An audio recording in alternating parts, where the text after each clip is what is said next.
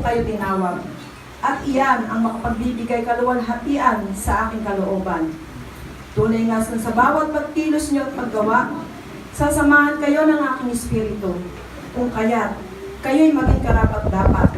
Kayo'y magpakabanal sapagkat banal ako na tumawag sa inyo.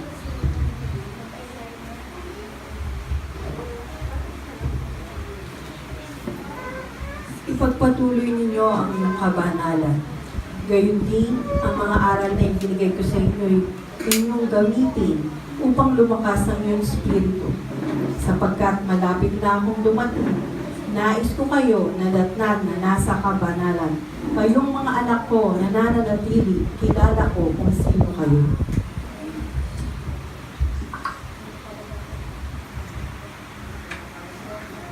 Nalulugod ako sapagkat dumarami na ang aking mga anak na siyang nagkakatipon upang magpuri at sumamba sa akin. Gayon din, narito ang aking mga anak na may mga binagong puso at tunay ngang nakikita ko ang katapatan. Mula sa inyo, kayo ang sumasalamin ng aking buhay dito doon sa langit at dito sa lupa.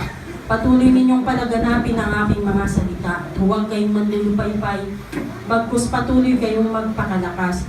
Sapagkat sa pagdating ng mga pagsubok at anumang mga daraanan sa buhay, akong bahala sa inyo. Hindi ko kayo pababayaan. Ang buhay ko ay aking ipinagkaloob sa inyo at patuloy na ipinagkakaloob. Huwag lamang ninyong pipighatiin ang aking espiritu. Lumakad kayo ng may kabananan.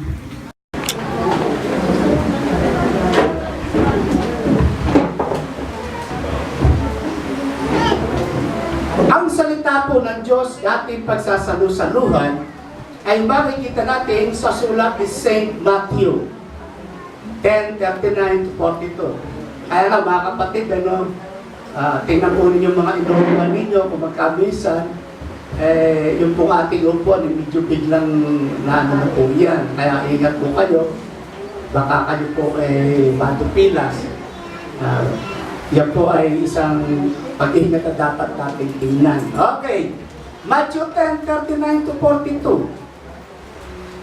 Ang nakakasumpong na kanyang buhay ay mawawala nito. So, ibig sabihin, yung buhay na gusto natin, yung gusto natin, buhay na sanlibutan, sa pamagitan nun, gusto ninyong maligtas, ay mawawala po lahat sa atin yan. At ang mawala ng kanyang buhay, anong buhay? Yung buhay ng sanlibutan, ay makakasumpong. Ano yung masusumpungan? Ang buhay na walang hanggan. Ang tumatanggap sa inyo, ay ako ang tinatanggap. At ang tumatanggap sa akin, ay tinatanggap ang nagsugo sa akin. Ang tumatanggap sa isang propeta, dahil sa pangalan ng propeta, ay tatanggap ng ganti ng isang propeta. At ang tumatanggap ng isang taong matuwid, okay, kayo bilang magkakapatid, ay matuwid sa harapan ng Diyos. At tumatanggap sa isang taong matuwid, dahil sa pangalan ng isang taong matuwid, ay tatanggap ng ganti ng isang taong matuwid. At ang sino mang magpainom sa isa sa maliit na ito, na kahit isang basong tubig na malamig, dahil sa pangalang alagad, at totohanan sinasabi ko sa inyo, na hindi mawawalan ang ganti sa Kanya. Okay mga kapatid, pasalamatan natin ating Panginoon sa salitang ito nating pagsasalu-saluhan. At ang pinaka-title, pinaka-paksa, even the smallest services will be rewarded. So kayo, pag kami napunta sa inyong kapatiran, handa nyo agad ng nakpo. Kasi yung tubig na malamig, meron. So, hindi pa kami kulay yun. Yun yung lang natin. Ibig sabihin, ang tinuturo dito ay ang pagiging hospitable ng bawat isa sa atin. Na kahit tayo sabihin, mahirap lang, huwag mong alagayin sa buhay, ay huwag mawawala ang pagpapakita ng kagandang loob sa sino mang kapatiran. O maging sa mga nangingibang bayan, yun ang sabi ng ating Panginoong Jesus. Kasi kung magkaminsan, ang ating pinatutuloy ay ang anghel sa langit. So, hindi natin alam yan. Kilala naman natin yung mga tao. Pero yung sabihin, Ano man din yung pinatutuloy ay ang anghel sa langit.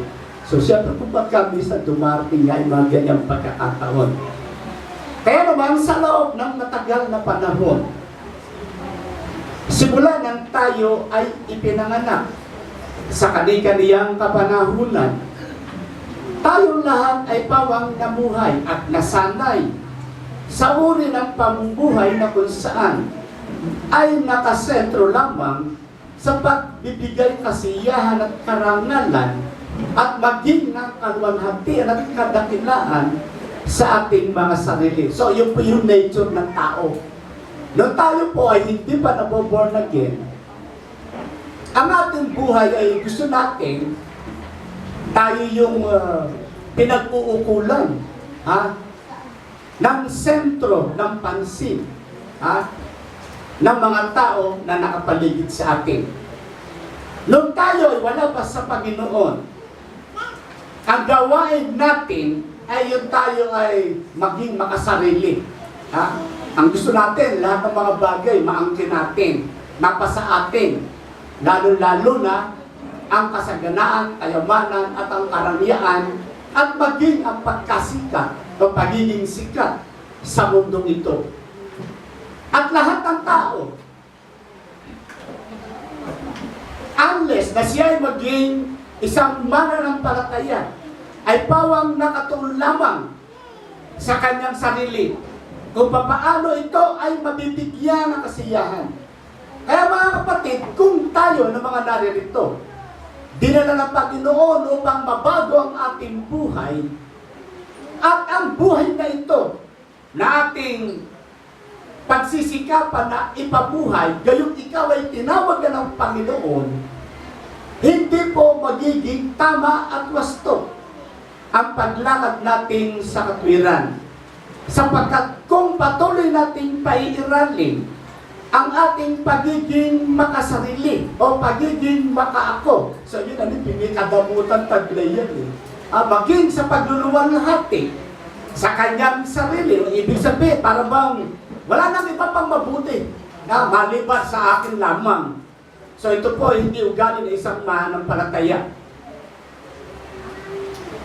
Kaya naman,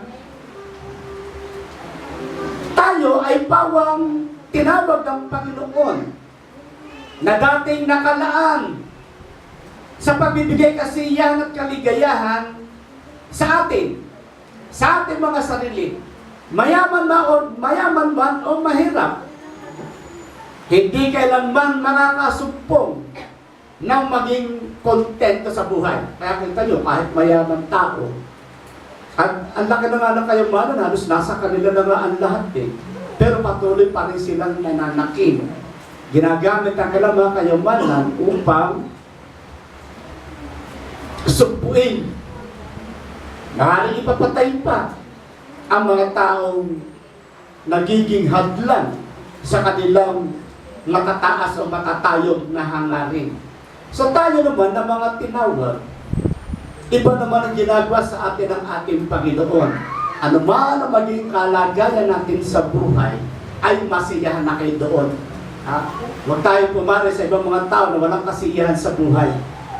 Tayo ay tinawag upang masiyahan na sa lahat ng mga bagay na inyong tinatanggap. Kaya sinabi ng tao sa ating Panginoon, Panginoon, ano po ang gagawin ko? Hoy, kayo mga sundalo, yun ang sabi natin, Panginoon, masiyahan na kayo sa inyong sweldo. Kasi karamihan ngayon sa mga sundalo, sa mga pulis, magtataka kayo, yun lang ang sweldo, pero nakita niyo yung mga alahas sa katawan, yung ano-anong mga magarbong uri ng pamuhay. So, ibig sabihin, meron ibang pinanggagalingan. Maging matapat tayo sa ating paglilingkod. Saan man lugar o dako tayo tinawag upang magtrabaho. E di lalo na tayo ngayon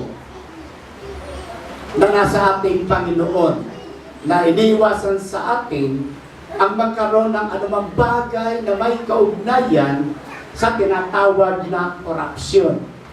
Maging maingat po tayo dyan.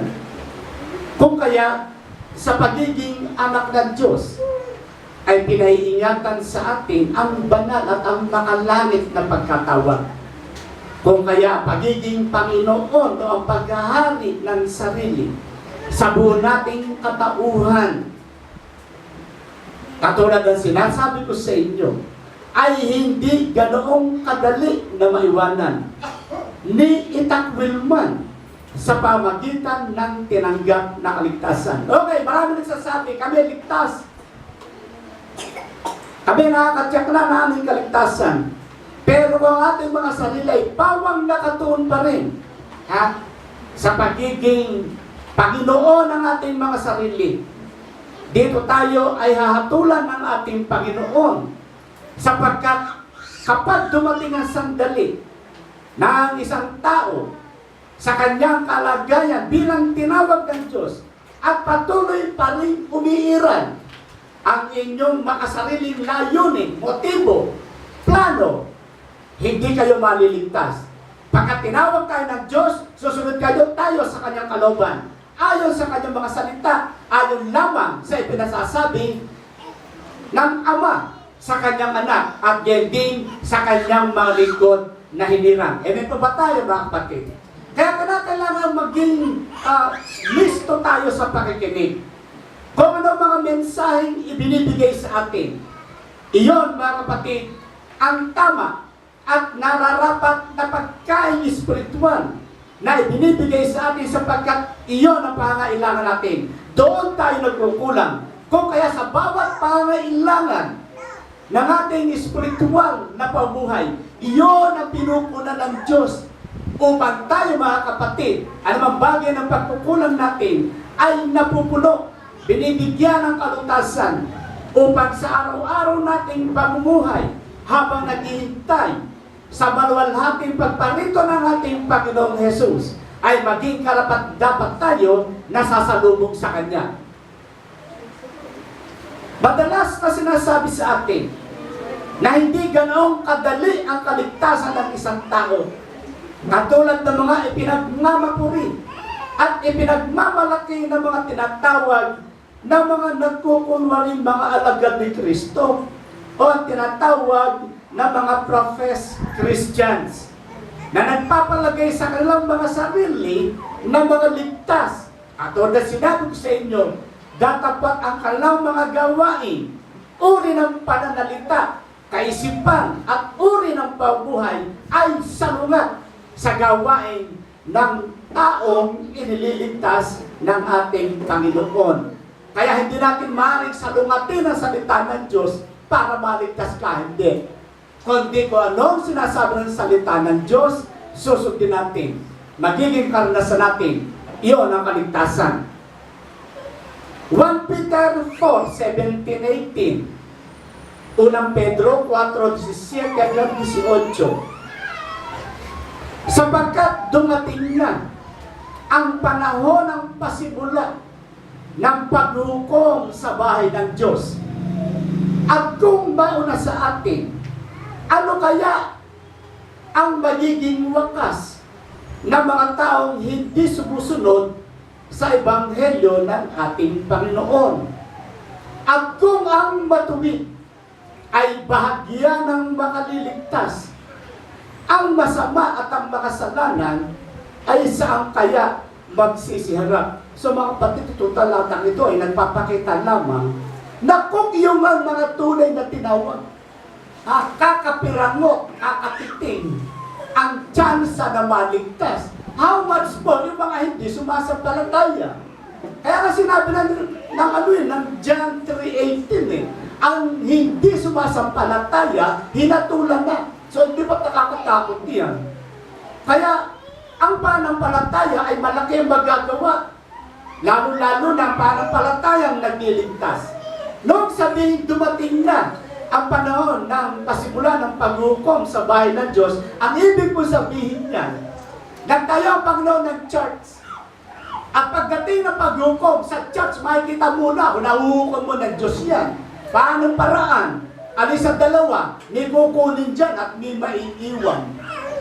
Kung yung matuwid, bahagya nga lang makaliligtas, paano nga yung mga tao walang naririnig na katotohanan magliligtas sa kanila? Kaya napaka-imposible na iligtas ang isang tao na hindi makakatugon o hindi makasusunod.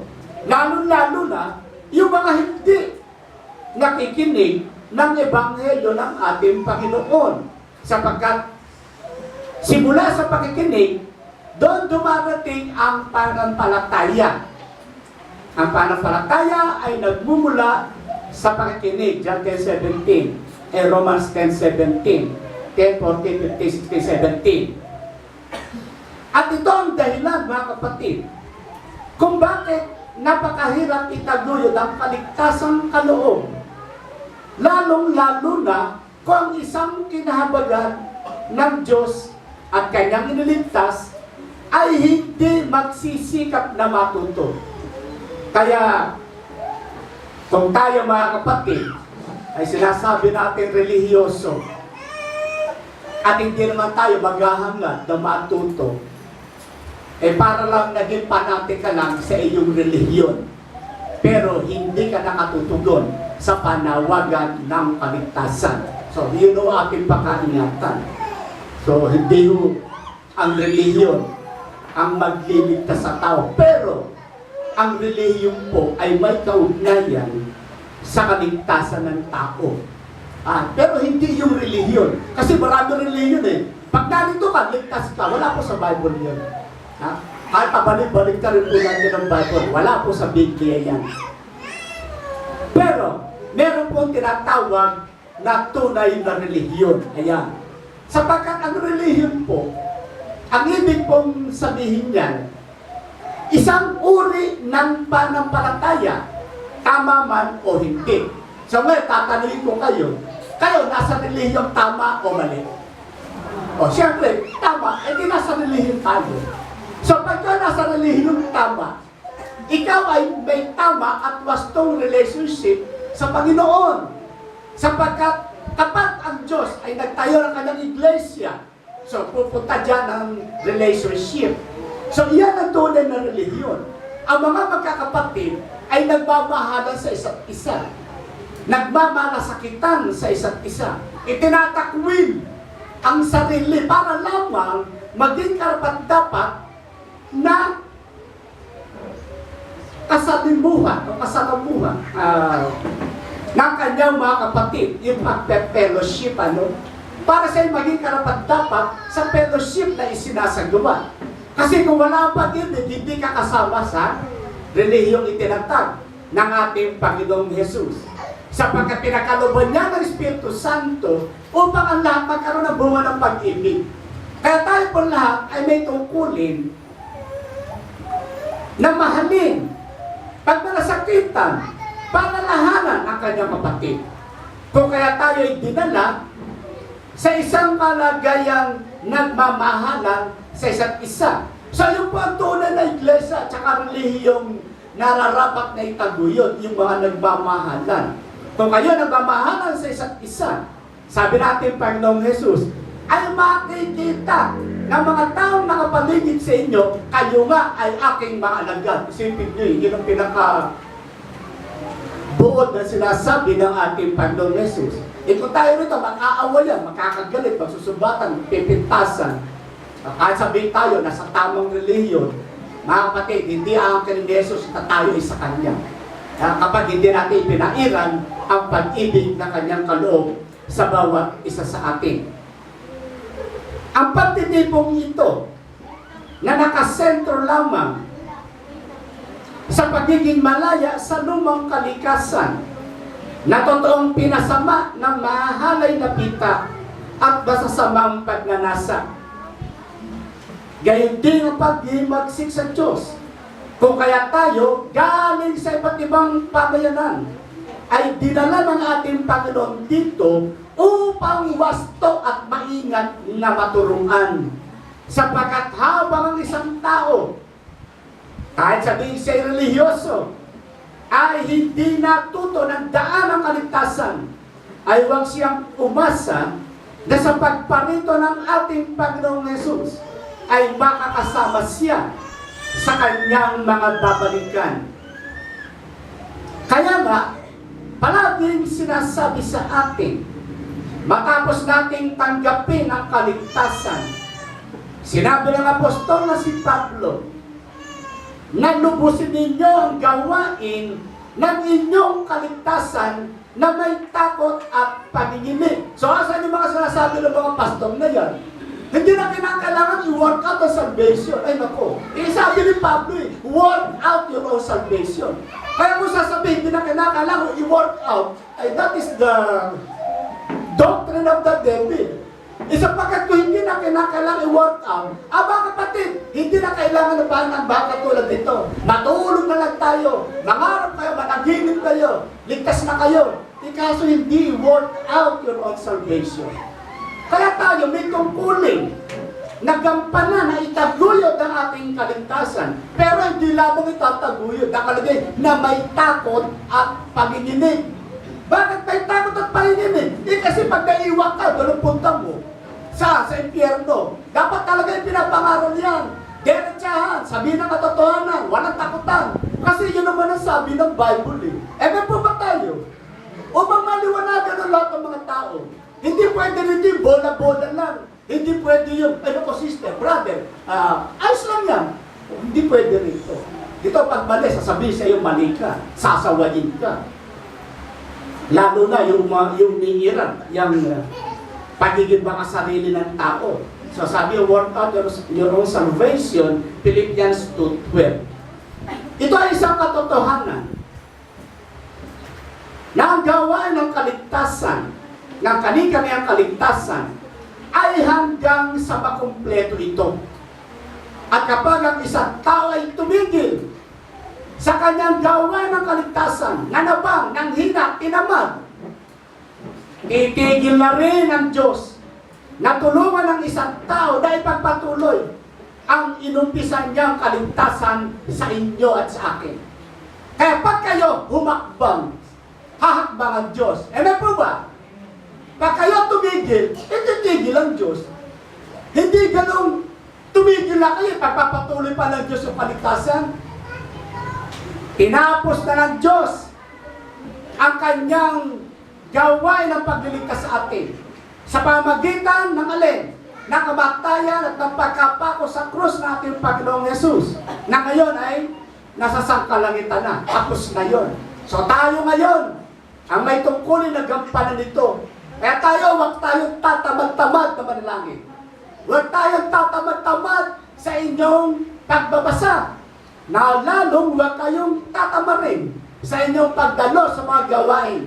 Sapagkat sa mga gawain katulad nito, ibinibigay ng Diyos ang dapat na pagkain na nararapat ninyong kainin upang maging malakas at matibay ang inyong pananampalataya. Amen po ba, mga kapatid? Kaya pag tinamad tayo na makinig, hindi magsasalita sa inyo ang Diyos, mga kapatid. Sapagkat aalis sa Kanya ang banal na Espiritu. Naku, yung pinakamasakit. Kapag ang banal na Espiritu ay umalis sa isang tao, pagdating na ating Panginoon, hindi na yung maliligtas. Sapagkat ang banal na Espiritu, mga kapatid, ang tatak ng ating katubusan. At kung mawala na sa isang tao ang ikatlong persona ng Diyos, ay mawawala na rin sa Kanya ang selyo na itinatak sa Kanya ng ating Panginoon. Kaya magbabalik ulit sa kasalanan. Kaya sabi ko sa inyo, nakarang linggo, ang Diyos ay nananatiling nakikita yung tatak nang sa Kanya ay tumatawag, Panginoon, Panginoon. Anong tatak yun? Lumayo na sa kalikuan. Kung yung matatandaan, yun tatak. Pagdating naman natin, Panginoon, nasa inyo yung tatak. Alin? Ang tatak ng katubusan. Sa bali ganito, habang tayo naghihintay, yung tatak na lumayo sa kalikuan, dapat taglay din yun. Ngayon, pagdating ng Panginoon, dapat yung tatak naman ng Espiritu Santo nasa inyo. Yung kompleto yung kaligtasan nyo. Amen po ba? Kasi pagdating na wala sa inyo Espiritu Santo, ay naku, akala mo na kasama ka.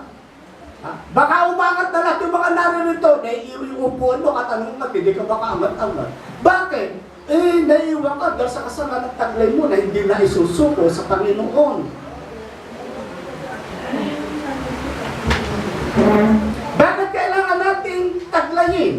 ang paggawa ng kani-kaniyang kaligtasan na may takot at panginginig kung walang posibilidad na muling mahulog at mabigo ang isang tao.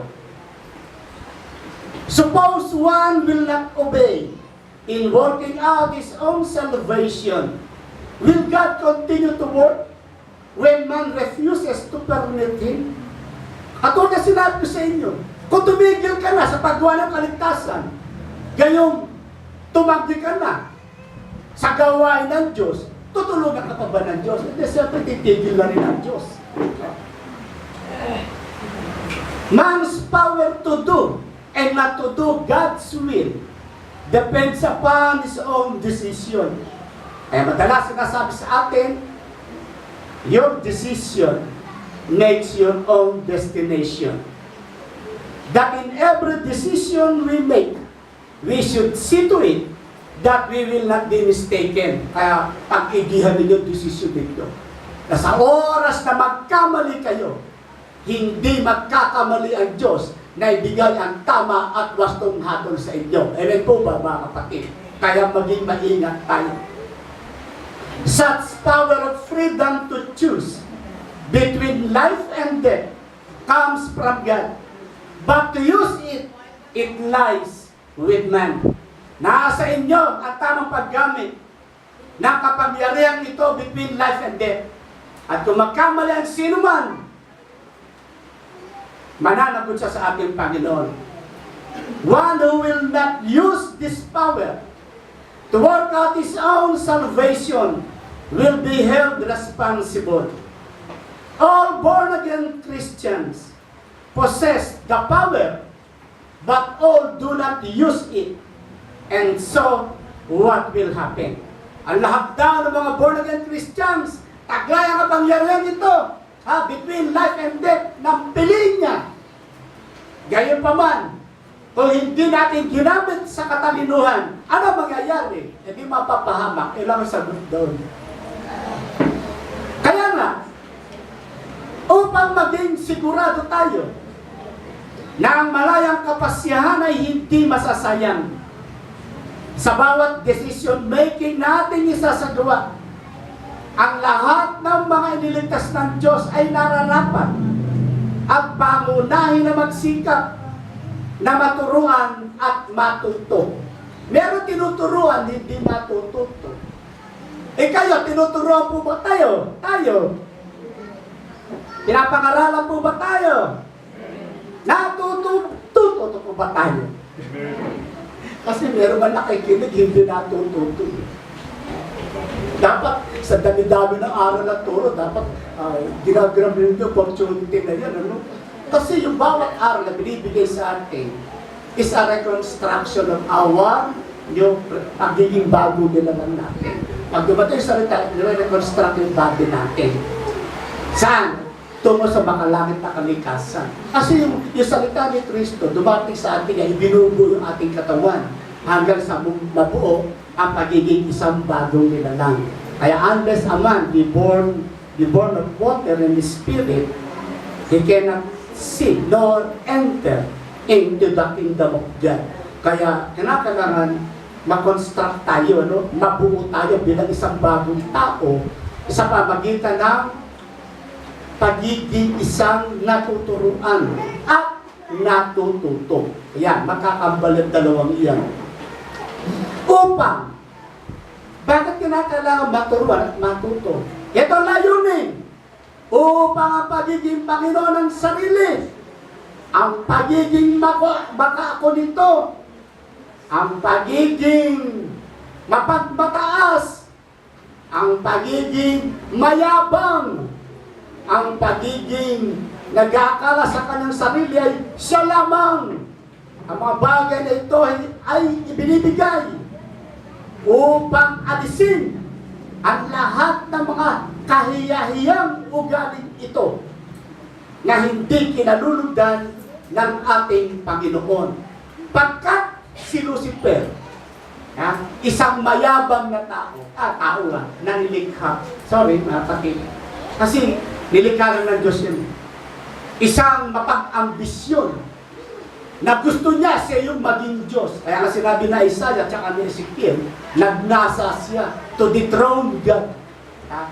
Kaya kung sino ba sa inyo mga kapatid na may pusong mayabang, mapagmataas, makasarili, makaako, at kung makita ninyo, pagsabihin nyo, hoy, kinukuha mo ang ugali ni Lucifer, hindi mararapture. Mag-isa nyo mga kabataan, mag-isa ating matatanda, pag kita kayo, nagyabang, nagmalaki, ha? Gusto nyo silang sikat, silang mapansin, sabi mo, hoy, yabang, hindi ka pupunta sa langit. Totoo yun. May po ba? Kasi talaga naman kung gusto mong mataas, magpakababa ka. Yan ang ugali ng isang tao kung babalikan ng ating Panginoong Jesus. Kung siya nga, Diyos inabot niya ang pinakamababang uri ng tao, pinakamahirap na uri ng tao, at maging sinong may kapansanan ng tao, inabot ng ating Panginoong Jesus para lang maligtas. Pagkatapos, magmamalaki tayo, magmamayabang tayo, magiging makaako tayo, magiging makasarili tayo. Ay naku, hindi ka kasama sa congregation ito. May po ba? Ngayon, makakasama ka, magbago tayo. At ikaw naman, o sino man sa atin, ay tsak, kahabagan ng ating Panginoon sa pamagitan ng tunay at wagas na pagsisisi.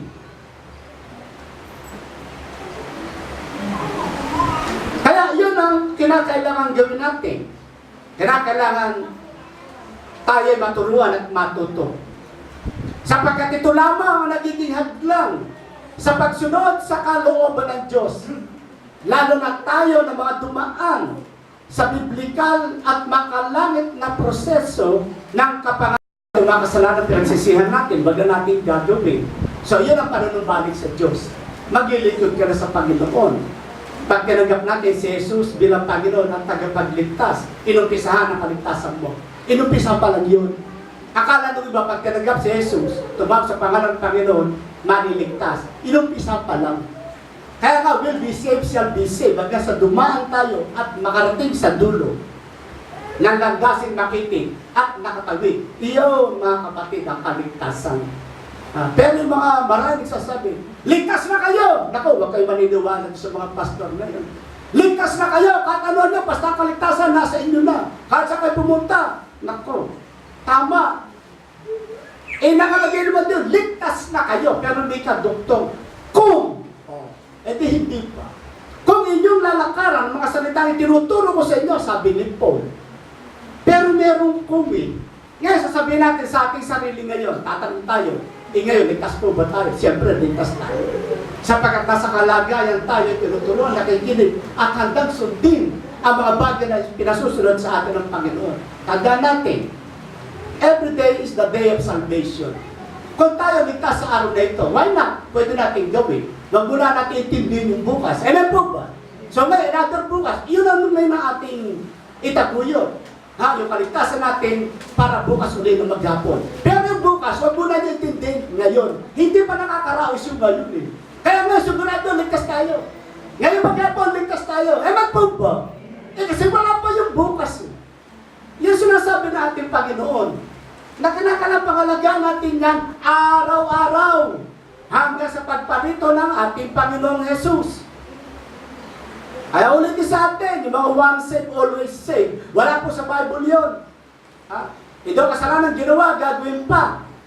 Mga ginagawa pa. Tinatawad na rin ni Jesus yun. Nahugasan ng kanyang banal na dugo. Tama, ito ay kung pagsisisihan natin.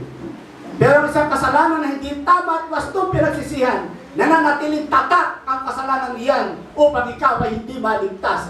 Po ba mga kapatid? Pagsisisi, bautismo sa tubig. Sinasagawa natin yan. Pagkatapos ng spirit ng tubig, spirit baptism. Kahit alin ang nauna sa dalawa, mga kapatid, pwede yan. At ano nang ma-delay dyan. Ang mahalaga, darating yung pagkakataong iyon, na dumaan tayo sa dalawang bautismong ito upang ang ikatlong bautismo, ang bautismo sa katawan, ikaw ay maging bahagi ng iglesia o katawang mistikal ng ating Panginoong Jesus. Iyon, nakakatiyak ka na ikaw ay kabahagi. Sa pangangalagaan natin ang pagiging bahagi ng katawan. Kaya naman, sa pamagitan ng mga aral at turo na binibigay sa atin, nagiging matatag at matibay ang pagiging kabahagi natin ng katawan ng ating Panginoong Jesus. Paano nyo malalaman kayo kabahagi ng katawan? Sumusunod, nagpapasako, kumikilos, gumagawa. Pag hindi kayo gumagawa at paupo-upo lamang dyan, hindi kayo kabahagi ng katawan. Kailangan gumagawa tayo. Okay, ano yun? Prayer. Pwede gumagawa tayo para sa kaligtasan ng iba. Pagsunod sa kanyang mga kautusan, pagdalo sa mga gawain. So yung mga bagay na maraming bagay na dapat tayong ginagawa upang mapatunayan na tayo nga ay kabahagi ng katawan. Kaya lahat tayo, pagka nag-breaking of bread, kaya sinabi natin Panginoong Jesus, this is my body. Tayo ang mga sangkap. At ang mga sangkap ay nakikibahagi sa katawan ng ating Panginoon Jesus. So kaya nga ginagawa natin. Kaya nung pilasin natin Panginoon yung tinapay, na-break yan. Ay ibig sabihin, ang bawat bahagi ng katawan ay magdadaan sa alin? Iba't ibang mabibigat na pagsubok. Kaya binirek din yan para masaktan tayo. Spiritually, physically, materially, financially. Kasi binirek tayo. Sinaktan tayo eh. Pero habang tayo naman ay nakikiisa sa gawain ito ng magiging kabahagi, ay nakatiyak naman kayo. Pagdating ng ating Panginoong Jesus, Christ coming for the saints, tayo ay pagsasama niya doon sa kanyang kaharian. Naliwanag po ba mga kapatid? Kaya naman, dumarating tayo sa pagkakataong tinuturuan at sinasanay upang huwag na tayo magpatuloy sa pamumuhay nang naayon sa ating sariling kalooban. Nang sariling kalooban ito, kapag siya ay naligtas, okay, tinanggap na natin ating kaligtasan, ngunit kung hahanap-hanapin pa rin natin ang dating gawi ng buhay natin, yung pagpapasarap buhay, yung hinahanap-hanap ng ating sarili, ihahalo natin sa bagong buhay, hindi po mag-aayos. Hindi po magkakaroon ng tamang kombinasyon niya. Kundi kinakailangan, talikdan natin yung lumang buhay, yung pagiging makaako, at ang pagiging makasarili nito, upang masolo natin ang tunay na daan ng kaligtasang ibinibigay at walang makahadlang at tuloy-tuloy nating lakaran ang landasin sa atin ay itinakda na ng ating Panginoong Jesus upang lakarin hanggang sa dulo nito. So wala pong titigil. At habang ang pagiging makaako at ang pagiging makasarili na isang tao na nagahari sa Kanya, kayo ba makaako pa? Mga kapatid, malakas pa ba pag-iral ng sarili natin? Mga kapatid, kahit sabihin siya'y born again, ay mahirapan siya maligtas. Pagkat imposible sa isang tao na nagsisikap na maligtas, gayong ang buhay na kanyang hinahanap-hanap ay pawang nakasentro pa rin sa pansarili niyang layunin at personal na motibo. Alisin na natin lahat yan. At pansariling layunin at motibo natin. Kundi sa isang layunin lang, ang layunin ng Diyos at ang motibong gumawa para lamang sa kanyang kaluwalhatian. Walang kayo pwede idagdag niyan. At Diyos sa pamagitan ng kanyang mga naisulat na salita ay ipinahayag kung paano ang tao ay makakaligtas sa poot na darating. At ang sino mang hindi makatugon sa panawagan ito ng Diyos ay mapapahamak na lahat. Ang kalooban ng Diyos na maligtas hanggat maaari ang lahat ng tao at ang kumpletong kaparaanan nito ay ipinahayag na hindi maaaring ibahin, hindi maaaring batuhin na kahit na sino mang tao sa mundong ito, gaano man siya kadunong at itinuturing na henyo sa sanlibutan ito. Kaya ngayon, may ebanghelyo kung ano na nakikita natin. Isang halimbawa dyan sa mga sikat na congregation, So, di tayo naiingit dyan kasi alam naman natin eh. Taliwas siya sa panuntunan ng Diyos. Madalas, sinasabi ko sa inyo, alam niyo, mga pinuno at mga pastor nila dyan, kung wala kang college background, hindi ka pwede riyan. Iyon ang kanilang pamantayan. Si Jesus, ibang pamantayan. Sabi ng Acts 4:13, ang mga alagad, karamihan sa kanila, walang pinag-aralan. Mangmang. Hindi naman sinasabing iyon ay criteria ni Jesus. Kundi sinabi lamang na kahit mangmang, kahit walang pinag-aralan, basta sumasa iyo ang Espiritu Santo, ikaw na ang pinakamagaling na mangangaral sa tao ayon sa kalooban ng Diyos. Amen po ba? Kasi sina St. Peter tsaka yung mga alagad, puro mainisda yan eh. Isa lang matalino dyan, si St. Luke, doktor. Ito yung nga, doktor, naniniwala pa sa healing power ni Jesus eh. O yun lang, tapos na, pero ibinaba ka niyang pagka-doktor. Naniwala siya sa kung ano sinasabi ni Jesus. O si Pablo, tapos yan sa Sanhedrin. Dahil pa parang abogado na rin inabot niya. Pero ibinaba niya ang katalinuhan niya yan eh. Isinuko niya sa ating Panginoon. So ang criteria, ano yun? Ang malaga, ikaw na pupuspos ng Espiritu Santo. At gagamitin ka ng ating Panginoong Jesus sa pangangaral at pagtuturo upang ang daan ng kaligtasan ay maibahagi naman sa ibang tao na nangangailangan nito. Kaya yun ang kahalagaan. Sinabi natin, Panginoong Jesus, "Hoy, 120, maghintay kayo."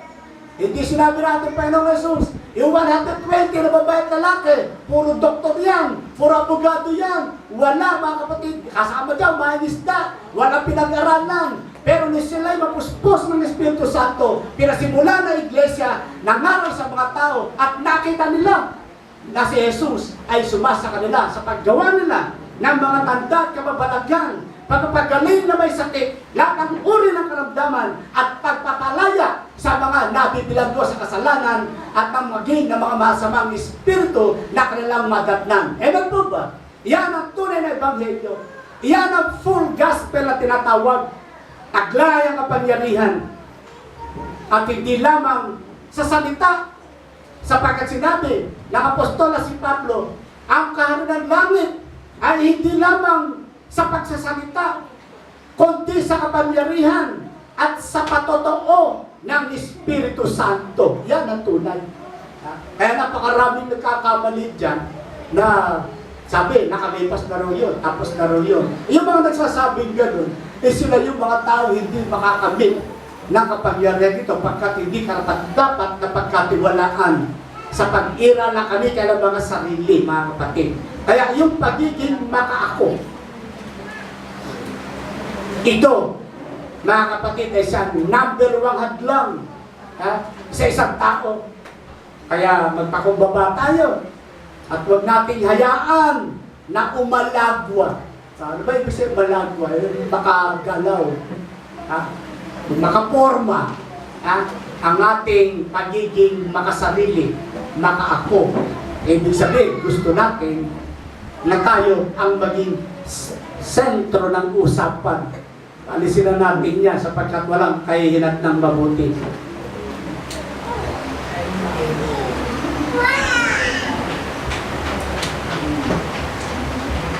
Sabi ng Mark 8:34, kasama rin ang Luke 9:23. At sinabi niya sa lahat, kung ang sino mang tao ay ibig sumunod sa akin. Okay, mga kapatid, gusto ba rin yung sumunod sa ating Panginoong Jesus? Ay tanggihan ang kanyang sarili. Pasanin sa araw-araw ang kanyang krus. At sumunod sa akin. Sapagkat ang sino mang pag-ibig iligtas, ang kanyang buhay ay mawawala nito. Datapwat sino mang mawala ng kanyang buhay ay maililigtas nito. Ang ibig kong ang mensahe na pinadadala sa atin, kung bakit simula Genesis hanggang sa Revelation, problema po yung pagsunod. Problema yan. Hanggang sa Revelation, problema yung pagsunod. Bakit? Kinahagdan ano sarili. Saan tayo lahat sumusunod? Pero hindi nawawala sa kapulungan. Sa isang kapulungan, tama, sumusunod. Pero bakit ang taong pagsunod? Hindi nawawala yan. Meron pa, napipilitang sumunod. Yan. Oh. Meron pang, kaya sumusunod for the sake na makita ng kanyang mga kapatid na sumusunod. So yun, hindi totoong sumusunod yun. Meron kaakit na, kalakot na pang-personal na layo nilang motibo. Ang tunay na pagsunod na sinasabi ng ating Panginoong Jesus, tanggihan mo lang yung sarili. Kasi yan ang hadlang eh. Pag tinanggihan natin ating sarili, isinuko natin sa kalooban ng Diyos, pwede ka na sumunod. Pero may papasanin kang krus araw-araw. Hindi yung krus na kahoy, tapos na yun. Ano? Yung paghihirap ng iyong kalooban na makasunod. Sinisikap yung na makasunod ay yung kalooban kontra-kontra. Iyan ang pasapasa natin araw-araw. Nakala natin na sa ating pagsunod, hindi na ko kontra sariling yan. Patuloy na magigihad lang sa inyo yan. At pag iyan, totally na kompleto, na kontrol ninyo, ayan, at saka ka pala makakasunod ng tuwiran sa ating Panginoong Jesus. Iyan ang pagsunod. Pero kung tayo, sasabihin nga natin, tayo sumusunod dahil meron pang mga pang-personal na layunin at motibo na napapaloob doon sa ating pagsunod, ay nako mga kapatid, nabibigo tayo. Kaya hanggang ngayon, problema yun eh. Ayaw na sarili na mahirapan eh. Pero hindi, dapat mahirapan to. Sabi ng Pablo eh. Hinahampas ko ang sarili. Sinasaktan ko ang sarili. Krus yan eh. Upang, sa ganon, ay lubusan akong makasunod sa ating Panginoong Jesus. Ang makamtan si Kristo. Kaya talagang pinahihirapan niya yan eh. Ano yun? Nilalabanan niya ang pag-iral ng sarili. Kaya ito, danas natin lahat eh. Sa kagustuhan natin sumunod sa Panginoon, merong adlan dyan. Isip mo, sarili mo, asawa mo, anak mo, lahat yan, krus yan. Kinakailangan lahat ng mga bagay na ay makontrol ng Diyos, ipanalangin sa Diyos, ipagmakaawa sa Diyos, and then, nakakasunod na tayo sa ating Panginoon. Wala nang hadlan. Sapagkat ang sino mang ibig iligtas sa kanyang buhay. Anong buhay yun? Di yung buhay na masarap. Di yung buhay na gusto-gusto natin na nasisiyahan sa lahat ng bagay sa mundo ito. Hoy, patayin na ninyo yan. Mawawala lang yung buhay na pupunta na sa impyerno yun. Pero hayaan nyo na ang buhay niyo bigyan nyo sa ating Panginoong Jesus. Taligdanin nyo ang masaganang buhay. Ang masarap na buhay. Ang pagpapasarap sa buhay. Tagyan nyo yan. Daan nyo sa krus yan. Nakikita ninyo, mawawala ang buhay na yan.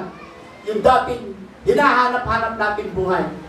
At ibibigay naman sa atin ang eternal na buhay. Amen po ba mga kapatid? So yun ang kaparaan ng Diyos na binibigay sa atin.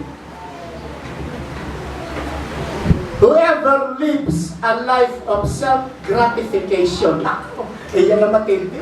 Hanggang ngayon, yung self-gratification. Yung pagkaparangal, puro sarili, yung lagi, ikaw ang sentro ng usapan, ikaw gustong mapuna, hangaan, ay mga kapatid, tigilan na ninyo yan. Walang mabuting ibibigay sa inyo yan. Nakikinig po ba tayo? Alisin po natin yan. Yung whoever lives a life of self-gratification will lose it. Mawala yan, kasama mong pupunta sa impyerno yan. Tingnan ko kung makapagbalak ang isang tao sa impyerno. Kung siya'y magiging, wala na eh. Puro daing na lang ang aabutin ng tao doon. Iba na yung nagkakaintindihan tayo. Kaya lahat ng mga sarili, baka ako, mayayabang, mapagbataas na tao, mapagpintas na tao, mapagtungayaw na tao. Pagdating sa impyerno, kasama mo yan. Wala na, hindi ka na. Ang mangyayari dyan susumbatan ka na lang ng iyong buti. Bakit? Yan ang dahilan kung bakit napunta ka roon. Wala naman pupunta sa atin doon. Sinasabi lang natin yung halimbawa. May po ba tayo mga kapatid? Sapagkat itinakdara ng Diyos. Kayo pumunta sa langit at hindi pumunta sa impyerno. May po ba tayo doon? Salamatan natin Panginoon. And whoever puts to death the sinful deeds of the body will gain it. So kung papatayin natin ang lahat ng mga gawain mula sa ating laman, ang makasalanang likas natin, ay tatamuhin naman natin ang buhay na kaloob ng Diyos. Sa pamagitan lamang ng salita at sa kapangyarihan ng tulong ng Espiritu Santo, na ang buhay ng mga sarili at mga mundo ay mawawasak na lahat. At kapag ito ay nawasak na, ay pagkakaloob naman ang buhay ng Diyos sa inyo na siyang magliligtas at magtitiyak sa inyong kaligtasan.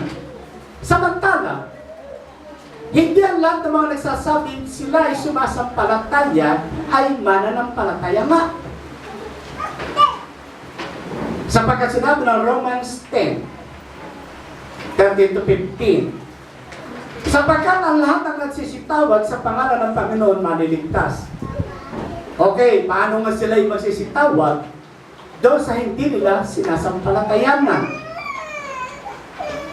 So mahalaga ang pananampalataya. Pero mas mahalaga, nakilala ninyo ang inyong sinasampalatayanan. Amen po ba? Maraming sasabi, kilala ba ninyo ang Diyos? Sabi, amen, kilala mo ng Diyos. Si Jesus, kilala ba ninyo? Madali ninyo. Si Jesus na kilala namin. Sino Jesus? Hindi yung carpenter. Basta, kilala namin. Kaya mga nagbabang-bangat lang. Kung talagang kilala natin si Jesus, siyempre, Panginoon natin, tagapagligtas. Matatakot tayo. Ano yung katatakot natin? Matatakot tayo na magkasala. Sapagkat ang Jesus na yan, ang may kapangyarihang magligtas at magpahamak sa tao. Kaya dapat talagang natatakot tayo sa Kanya. Nasa sandaling gumawa tayo ng paglaban. At tsak, merong angkop na kaparusahang iaatang sa atin. Kaya kaingatan natin. Kaya paano nga sila magsisitawag? Doon sa hindi nila sinasampalatayanan. So ano ba yung pananampalataya? Okay, ito ang Word of God. Ibinigay sa atin. Napakinggan natin. Ang gagawin natin, susundin. Hindi natin pwedeng ibahin ang motibo ng Diyos kung bakit ibinibigay salita. Ito ay binibigay para matuto tayo. Ipabuhay natin upang tamuhin ang kaligtasan. Hindi upang tuligsain. Sa maraming ganyan ito na yung Word of God, galit pa doon sa nagsasalita. Bakit galit? Kasi nasasaktan Ay nako mga kapatid, habang tayo nasasaktan sa mga salitang i-deliver, magpasalamat kayo. Bakit? Sapagkat ang mga salitang nakakasakit na yan, iyan ang magtutuwid sa atin. Iyan ang magtatama sa atin. Iyan ang sumasabay sa atin. Ibig sabihin, baguhin na natin ang ating mga attitude, character, mga pag-uugali. Amen po ba? Yun talaga Sabihin, ako na naman ang pinapatamaan. Walang ganon. Sapagkat bawal. Bawal sa isang nangangarap nagtuturo na tumuligsa ng kanyang mga kapatid. Ni mag-mention ng pangalan. Ito po ay isang malaking bawal to. Pero ang salita ng Diyos pag i-deliver para sa ating lahat, pangunahin na para muna sa amin. Amen po ba? So walang tinatangi ang Diyos dyan. Kaya pag kami nag-research, ito yung mga salita, ay Lord, sorry, ganon. Kaya nga sabi nga, ang magsasaka, ang unang umaani ng bunga ng mga pananim na kanyang itinanim. Kami muna ang umaani ng sermon.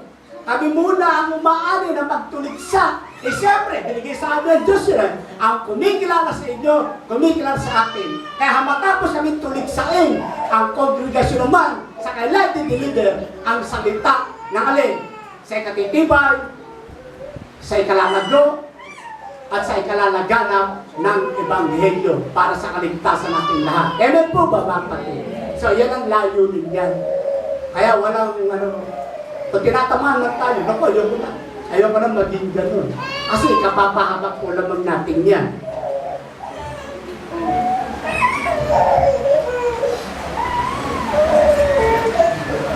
Paano sila magsisitawag? Okay, nasabi ko na. Paano sila makikinig? Na walang tagapangaral. Hindi lang nangangaral, tagapangaral ng Diyos. Kundi sila lamang yung isinugo. Ang ibig po sabihin ng isinugo, sila po yung tinatawag na apostol. Apostol ng iglesia. Kahit sa Bible, tingnan nyo mga kapatid, kahit sa Biblia, ang Bible o ang Iglesia ay hindi maaaring itatag ng sino mang posisyon o namumposisyon sa ilalim ng apostol. Karamihan mga iglesia ay tinayo ng isang pastor. Hindi yan totoong iglesia. Sapagkat ang iglesia ay pinasimulan. Saan? Sa pagtatayo na tinatawag na sinugo. Ano ba yung sinugo? The one sent by God. Ano yung sabihin yun? Apostol. O tinatawag sa Greek word, apostolos. The one sent by God. Kaya kung meron dyan nagsasabi, ito ay iglesia ang pinasimulan niyon. Ang tanongin nyo, apostol ba nagpasimulan yan? Pagka-pastor, ay nako, sigurado yan, hindi tayo na ating Panginoong Jesus yan. Pagkat sinabi niya, at ako'y magsusugo ng mga apostol at mga propeta upang itayo ang aking iglesia. Ephesians 4:11 to 13. 1 Corinthians 12:28. Ang mga talatang iyan, una-una, sabi niya, ay naglagay siya, una-una, sa iglesia, ng ano? Ng mga apostol at mga propeta. Eh, yung pa, pwede pa natin pasinungalingan. Pero sino-sino mga ministro dyan na nagsasabi na founder ng iglesia. Nakalagay sa Bible, walang sino man ang pwedeng maglagay o magtayo ng isang pundasyon doon sa nakalagay na maliban ang ating Panginoong Jesus. Kung siya ay hihirang ng taong kanyang kakasangkapanin. Kaya nakakalungkot isipin, ang daming reliyon doon sa Pilipinas. Ang daming reliyon, ang daming namamahal, ang daming namumuno. So kaya mga tao, nakakagulo, nakakakandilito. Litong-lito na. At yung pagkalitong iyan ang magpapahamak sa kanila. Gayong nasa Bible naman. Pwede naman basahin sapagkat sinabi ni Jesus, saliksikin ninyo mga kasulatan. Pag ang iglesia niyan ay wala, hindi naaayon sa Biblia pagkakatayo. Meron ka sabihin, pero yung totoo eh. Ganun yun eh. Alisan niyo yan. Okay, tayo lahat, galing sa iba't ibang churches. Amen po ba? Father ko dati Catholic, naging Methodist kami. Pero nung bakit ang katotohanan, ako, katulad ko ako, talagang nung malaman ko itong katotohanan to, sinabi ko sa father ko. Yung father ko, pastor ko ng Methodist yan. Nakikipaglalaban pa naman niya. Pero nung kami mag-asawa, nung mabol na din, sabi ko, paano riyan? Natanggap po namin ang spirit baptism. Kayo, hindi pa po natatanggap. So, paano yun? Paano magkakaroon ng magandang relationship o tinatawag na pagkaroon ng tamang katotohanan, isa nasa espiritu, isa wala sa espiritu. Pastor, talaga namin. Hindi ka ba kakakain ng tamang pagkain? O kaya nung kapapanan lang, siyempre, pakiusap, panuwanan, di sumama siya sa akin. Dinala ko siya sa ating apostol. Marami akong tatanong dyan. Tingnan ko lang kung masagot ka ng mga tanong ko. Pagharap kay Brother Manny, Brother Manny, bautismo niyo ko sa Espiritu. Hindi na nakapagtanong. Ewan po ko. Kasi pag ginawa ka ng Diyos ang isang tao, agara makarunong yan. Magpapakumbaba na lang niya. Kaya ito, malipad. Patuloy pag dinaragdagan niya, meron pa tayong mga branches sa iba't ibang lugar ng dako. Bakit? Kasi kailanman, hindi natin pwede compromise ang Word of God. Kahit sino makakarang kabasa, makausap natin, kahit gaano katalinong tao, hindi natin maaaring compromise ang Word of God. Kung ano sinasabi ng Word of God, paninindigan po natin yan. Pagkat dito nakataya mga kapatid, hindi lamang kaligtasan ko, kundi ang kaligtasan ng bawat isa sa atin dito. Amen po ba? Hindi natin pwedeng ipagwalang bahala ang dakilang kaloob na ito ng Diyos sa atin.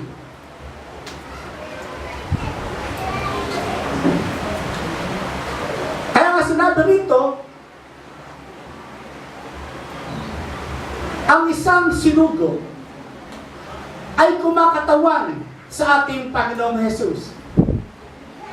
At ang isang apostol ay kinausap ng Diyos sa pagitan ni Jesus. Napakita sa kanya ng personal kung paano ang apostol na si Pablo ay tinawag na ating Panginoong Jesus at binigyan ng personal mandate. Ay sa gayon din kaparaan ang tinawag ng Diyos ang iba't ibang mga apostol sa iba't ibang mga bansa. Pero kaingatan ba kayo? Meron na sinasabi sa Bible. Sabi ni Pablo, hay, mga bulang apostol yan. Sino ba yung mga bulang apostol? Di nagkukunwari mga apostol. Hindi naman nakausap ng ating Panginoon Jesus. Ayan, mga bulaan yun. Ay, meron pa nga doon, apostol, 4 na oras kinausap ni Kristo. Naku po, hindi naman gano'n. Hindi na malay yun. Wala naman gano'n sa Bible. Ang apostol, kung kausapin ng Kristo yan, sandali lang. Kakabigyan naman, biglang nawawala ng kaluwalhatian yan. Sabagay, naranasan din naman natin kung paano magsalita ang Panginoon. Pero hindi ganun katagal. Pagka ganun katagal, iba na yun. Ewan ko, walang ganun nakalagay na apostol. Kaya dami apostol na sa Pilipinas. Pero maging maingat tayo sa pag-discern. Kaya nga sabi niya ng Pedro, sinabi sa atin, discern every spirit, kung ito'y mula sa Diyos o mula sa ibang masamang espiritu. Pinadala ng Diyos ang apostol upang ihanda at maging karapat-dapat nasasalubong sa ating Panginoong Jesus doon sa papabirin upang ipagsama sa kanyang kaharian. At gayon, mga kapatid, ang ginagawa sa atin. Sa dami ng mga relihiyong itinayo ng kalaban, na lahat ay gumagamit ng Biblia.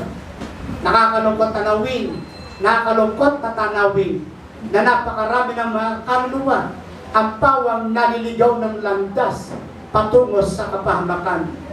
At ito, mga kapatid, ang mga aral ng grabing panlilinglang at pagbabaluktot sa tunay na mensahe ng salita ni Kristo tungo sa daan ng kaligtasan.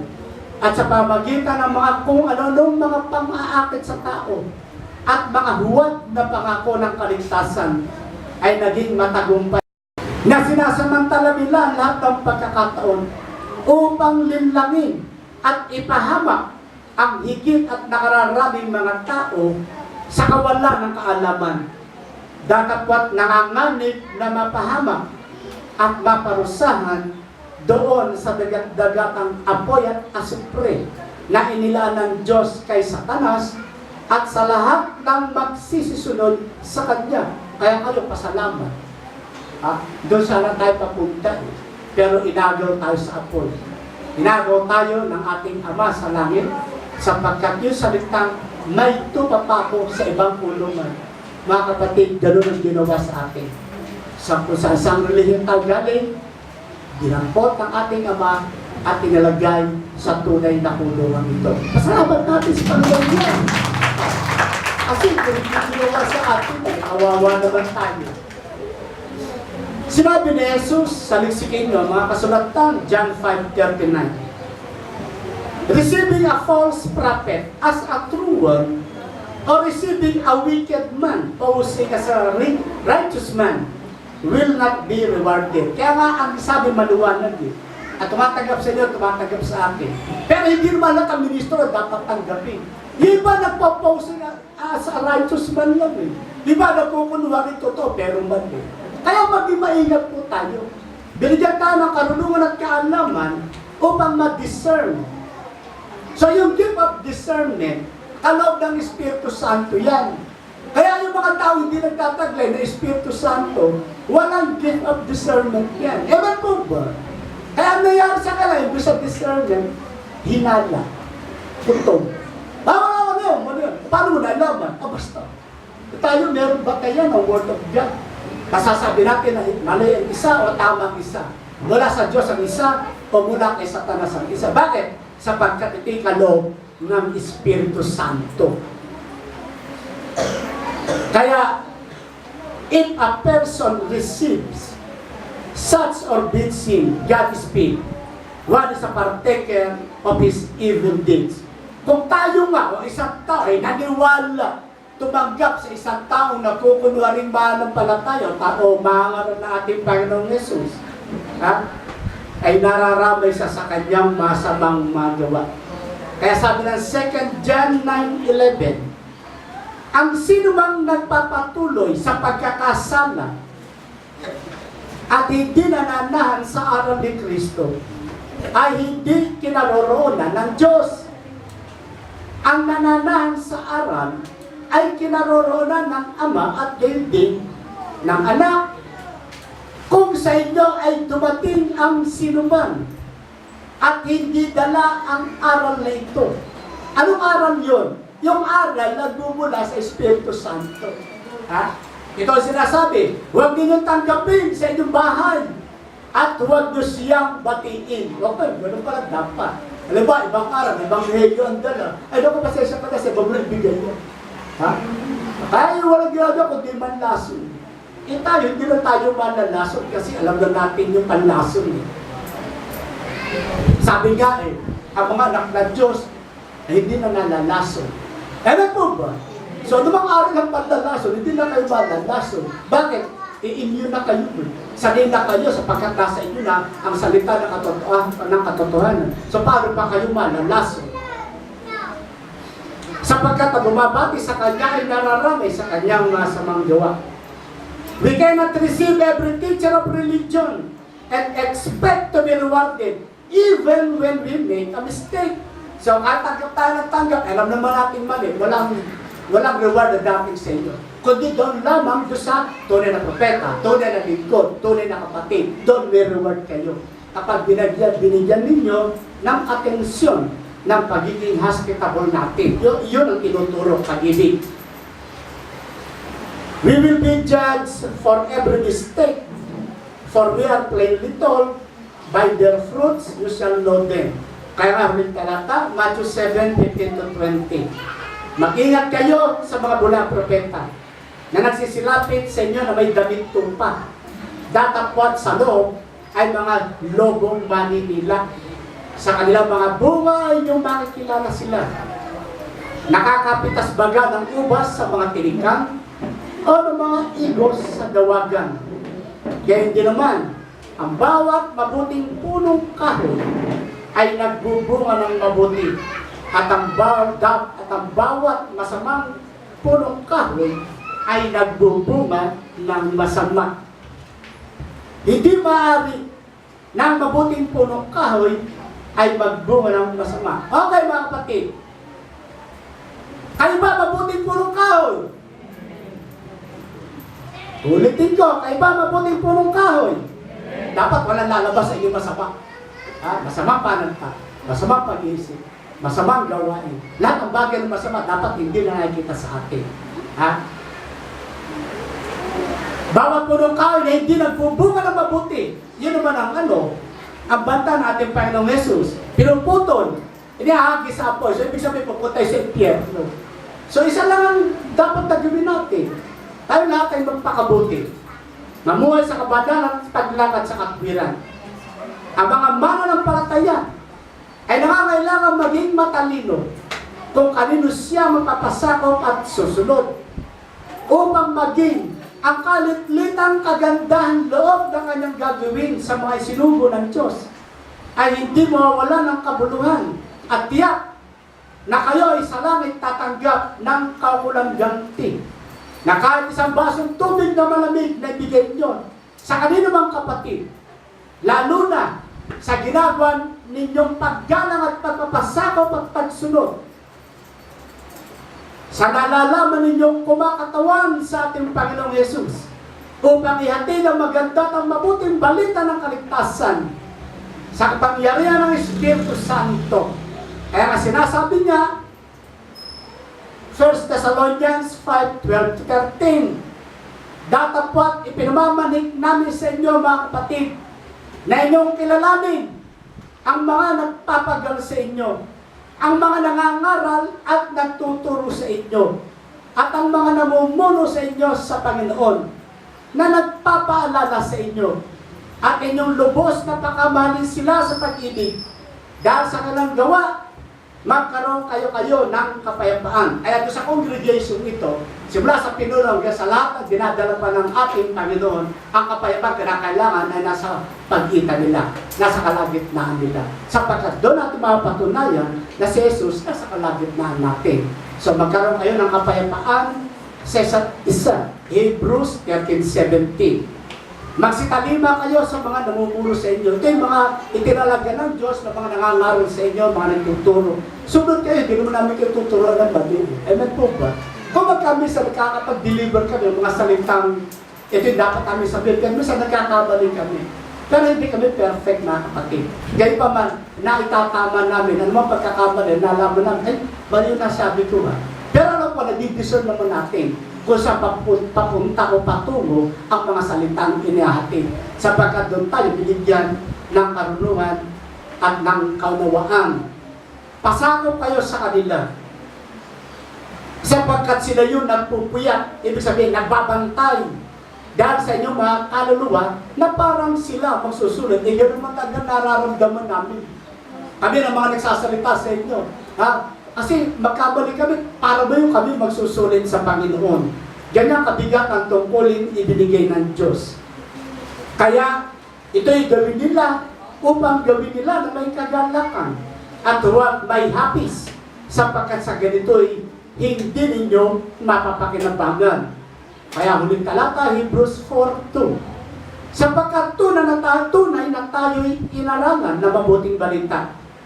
Gaya rin naman nila, ngunit hindi nila napakinabangan ang mga salitang napakinggan dahil sa walang kalakip na pananampalataya ang nakarinig. So ayaw natin, Panginoon, na huwag masayang ang pangangaral at pagtuturo na isinasagawa dito. Isa lang ang kinakailangan nating maranasan upang tayo ay makatiyak ang sampalatayanan.